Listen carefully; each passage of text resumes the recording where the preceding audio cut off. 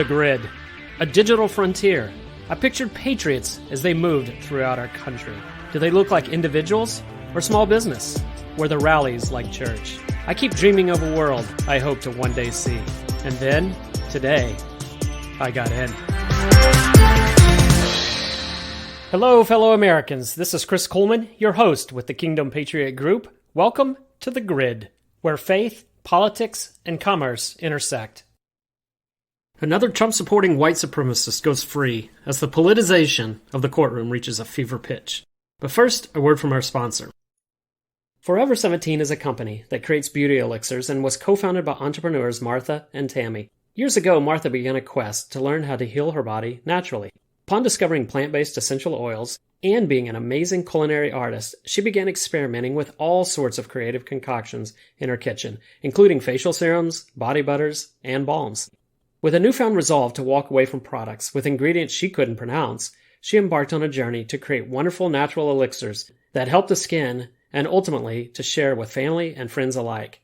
Get these products today at forever17.net and see all the products that Martha and Tammy have created for you.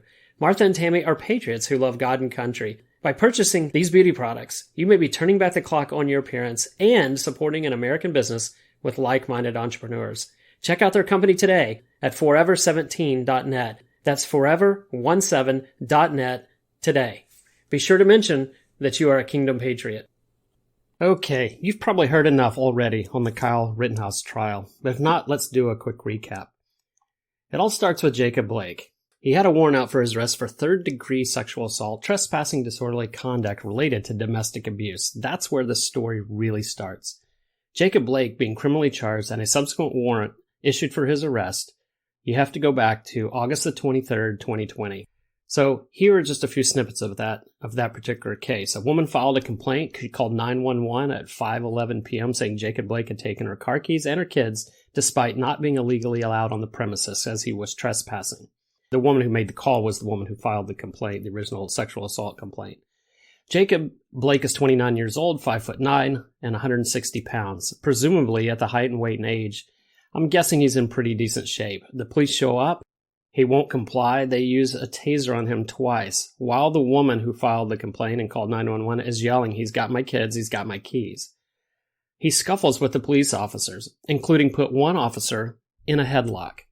Jacob Blake also has a knife. He opens the car door. He leans in. Officer Shesky fires 7 shots. Later, Blake admitted, "Yes, I did have the knife, and I was not thinking clearly." Jacob Blake did survive. He was taken to the hospital, but he's now paralyzed. Ladies and gentlemen, this is what the Kyle Rittenhouse case is all about. I don't know Jacob Blake. I don't know if he had a tough upbringing. I know none of these things. All I know is what I can assess from the facts of the case. Here's a man that has a warrant out for his arrest. He shows up where he's not allowed to be. He has a weapon. He steals his girlfriend's keys and allegedly her children. I believe 3 of them were in the car, depending on which report you read. He doesn't comply with the police officers. He has non-lethal tasing used upon him. He still doesn't comply. He scuffles with the police. He puts a police officer in a headlock. He reaches into his vehicle, and he gets shot as the shooting officer, Shesky, says he thought Blake was trying to kidnap the children. This entire case, all the subsequent protests, none of this occurs if Jacob Blake does one of 2 things. 1, he doesn't trespass, or 2, he complies with the officer's commands. You have to understand that this was the case, because if you don't understand that, you can't really understand the Rittenhouse trial and where these origins came from. Those are the facts of the origins of this case with Jacob Blake. But make no mistake, Black Lives Matter, Movement Inc., and the national media have an agenda. So let's read the headlines from some of these sources as related to the Jacob Blake shooting. New York Times, Jacob Blake, a 29-year-old black man, was left partially paralyzed after a white police officer shot him 7 times in the back outside an apartment complex in Kenosha, Wisconsin.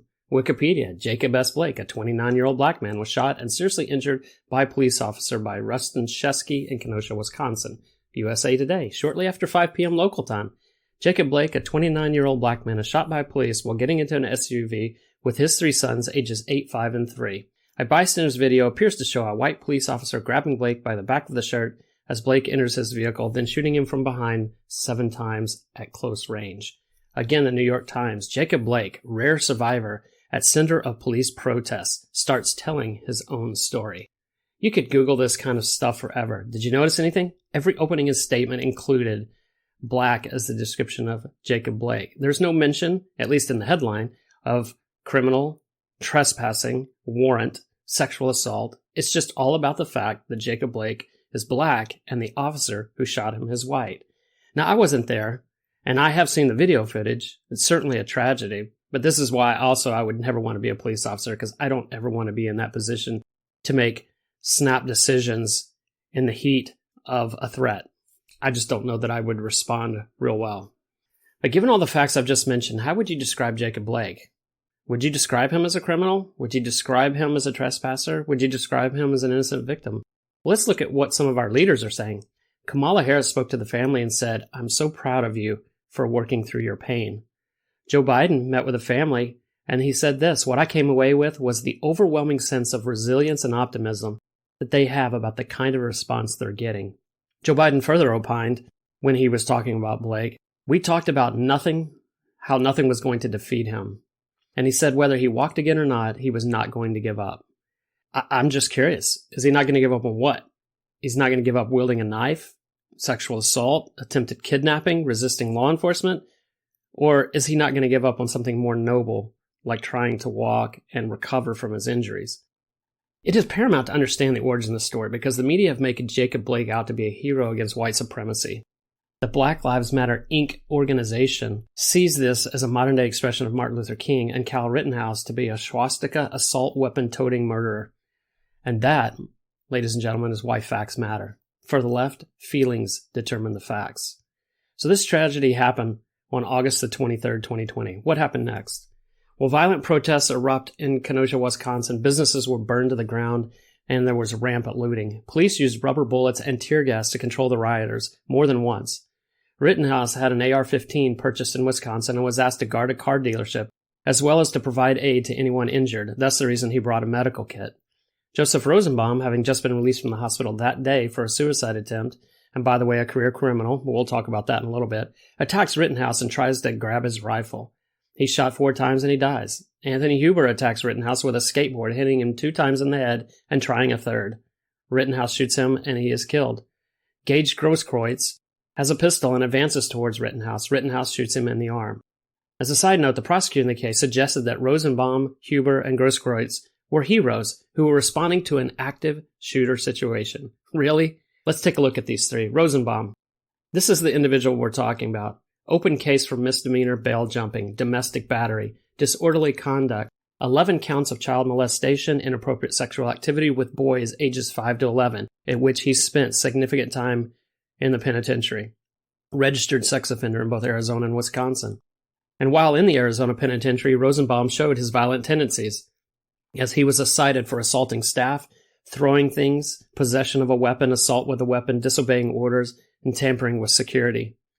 Evidence shows on the night in question that Rosenbaum was belligerent, agitated, and repeatedly issued threats to Rittenhouse, including, "If I catch you alone, I am going to kill you." Okay, well, maybe something different about Anthony Huber. Anthony Huber was a domestic abuse repeat offender. He had been cited for disorderly conduct, possessing drug paraphernalia, second-degree recklessly endangering safety, strangulation and suffocation felony, false imprisonment felony, battery, and 2 counts of disorderly conduct. What about Grosskreutz? Drunk driving, forfeiture cases, disobedience to officers, criminal conviction for being drunk with a firearm, affiliated with the People's Revolution, a group out of Milwaukee, prowling and lurking near West Allis Police, and a disorderly conduct conviction. Do you remember what I said several podcasts ago comparing the progressive left and conservatives? Remember, the far left is only concerned with outcomes, not facts, not due process. The reason this court case is an atrocity in their eyes is because it didn't come to the right outcome. It does not matter that the evidence did not support the charge. And the media has taken this hook, line, and sinker. Although hook, line, and sinker would seem to indicate that the media was duped. And I'm beginning to believe that's just not the case. I think the media is part of this agenda, part of this machine. I don't believe there's so much being duped as much as they're trying to do the duping. I can't believe the media has touted these 3 individuals as heroes, as people who were peacefully protesting. These were career criminals, violent criminals. It's on video that they had threatened Rosenhouse. The video on Rosenhouse shows that he tried to run away. They chased him. He tried to get away. Only as a last resort self-defense did he fire on these individuals. But that's not the narrative you hear in the media. I'm sure you know the ending. Kyle Rittenhouse was acquitted on all accounts. Count 1, first-degree reckless homicide and use of a dangerous weapon. Count 2, first-degree recklessly endangering safety in use of a dangerous weapon. First-degree recklessly endangering safety, use of a dangerous weapon. So there were 2 counts there. First-degree and intentional homicide, use of a dangerous weapon. Attempted first-degree intentional homicide, use of a dangerous weapon. And possession of a dangerous weapon by a person under 18, that was dismissed. Failure to comply with emergency order from state or local government, that was also dismissed. I share all of this because I want it fresh in your mind. Make no mistake, national media are calling this a travesty, an audacious outcome. They are calling for Rittenhouse's head. They are beside themselves. Absolutely none of the evidence, including ironclad video evidence, can support a guilty verdict. But it doesn't matter. Only feelings of outrage matter, and this should matter to you. This case should never have been brought to trial. And worse, this 17-year-old, well, he's 18 now, he should spend the rest of his life in jail, according to the pundits. And why? Because he defended himself. The narrative must be white supremacy. True, the 3 criminals that were shot were all white, but they're called allies of Black Lives Matter, Inc. because they participated in the riots, the looting, and burning businesses. So by de facto, Rittenhouse is a bigot and a racist. Do you remember when we discussed critical race theory several weeks ago on a podcast? This is a perfect example. CRT must create racism where it doesn't exist, but it has to tout this narrative that the entire system is racist and must be torn down. And again, I will continue to say this over and over. I believe racism absolutely exists in our country, but I don't believe the entire system is systemically racist. And Rittenhouse, in this case, is guilty because he's part of that system. And in effect, he was trying to defend the systemic racist structure when so-called peaceful demonstrators were trying to dismantle the system, one riot at a time. The thing that outrages me most in regards to this prosecution, this is not the first time we've seen this, but it appears that outside national media and political pressure played a major role in this case being brought to trial. That is what is more concerning than anything, because our court system is supposed to be free from politics. But if a local prosecutor can be influenced by pressure of this magnitude, what happens when another landmark abortion case gets to the Supreme Court? You are woefully naive if you think that that kind of pressure can't impact those justices as well. After all, we are all human. All this leads me to this. How can we make a difference? Right now, there is significant attention being given to school boards and their shady dealings, and rightly so. But if we want to positively impact our country for what is right and true and just, we cannot stop at the school boards. It truly means we have to be involved at every single level of public service. School boards, yes. National, congressional elections, yes. But county commissioners, prosecutors, mayors, city councils, we must have our voices heard at every step of the way, in every race, in every public position in which we elect those individuals. We have so much work to do, but that's why the Kingdom Patriot Group was formed. We were formed to inform so that our voices can unite and make a difference. Kingdom purpose. I could go on and on about this in today's topic, but alas, I must land the plane. So just to recap, Jacob Blake was a criminal who resisted authorities and was shot. The Black Lives Matter, Inc. organization and other protesters showed up and used this as a reason for rioting, looting, and destruction. Kyle Rittenhouse showed up to help and in self-defense shot 3 criminals. The media portrays 3 heroes that were shot by a white supremacist, but because you listen to the grid, you know different. As Paul Harvey used to say, now you know the rest of the story. Thanks for joining us today for this episode of The Grid. And thanks again to our sponsor, Forever 17. Visit www.forever17.net to get your Turn Back the Clock beauty elixirs today, and you will be supporting Martha and Tammy. Don't forget to visit our website at kingdompatriot.us to join the movement of faith and freedom. That's kingdompatriot.us. Join today so that together we can make a difference. Your membership is appreciated, your input is valued, your voice is needed. I'm Chris Kuhlmann, and I am a Kingdom Patriot.